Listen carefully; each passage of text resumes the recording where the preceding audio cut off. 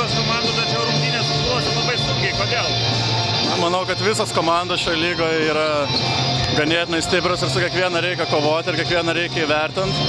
Ir nežinau, galbūt mes truputį dar esam ant savęs supykę po vakar varžybų ir tiesiog nesuradom pilnai, negalėjom sužaisti pilnom savo jėgom tiesiog.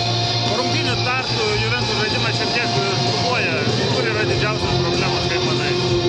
Net sunku pasakyti, iš tikro, aš manau, kad dar nejaučiam vienas kito, ypatingai gynybui, todėl pasitaiko tam tikrų klaidų, bet stengiamės, dirbam ir manau, to išvengsim ateity.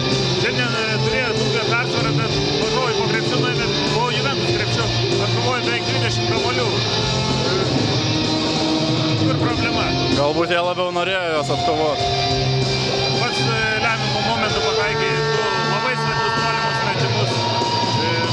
Prametęs prieš tai gal 3 ar 4. Pasitikėjimo savo jėgomis nepraradai?